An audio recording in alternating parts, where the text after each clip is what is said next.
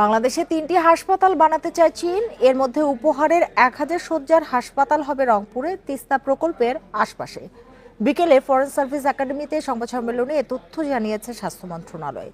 বাংলাদেশে যুক্তরাষ্ট্রের বিনিয়োগে কোনো হাসপাতাল হচ্ছে কিনা তা জানাতে পারেনি স্বাস্থ্য বিভাগ।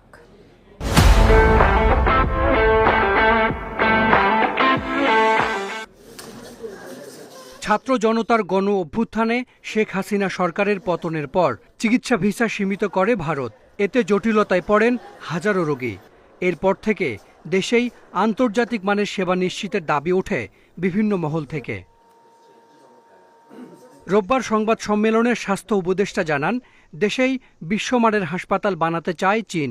এজন্য প্রথমে ঢাকার আশপাশে জায়গা খোঁজা হলেও সবশেষ জানানো হয় হাসপাতাল হবে রংপুরে।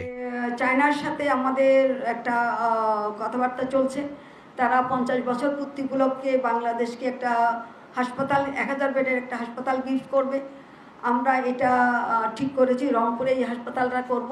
সেটার জন্য আমরা প্ল্যানিং করছি।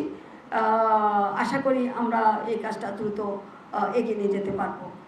স্বাস্থ্য বিভাগ জানিয়েছে, হাসপাতালের জন্য 12 একর জায়গা প্রয়োজন।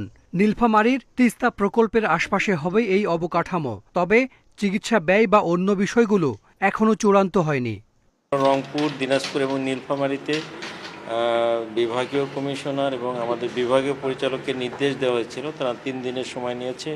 মোটামুটি জায়গা তারা দেখেছে। একটা জায়গা নীলফামারীর কাছাকাছি, ওটা মেডিকেলের পরের কাছাকাছি, ওটা প্রায় 16 একরের মতো। ওই রকম জায়গা প্রাথমিকভাবে এইটা সিদ্ধান্ত হয়েছে।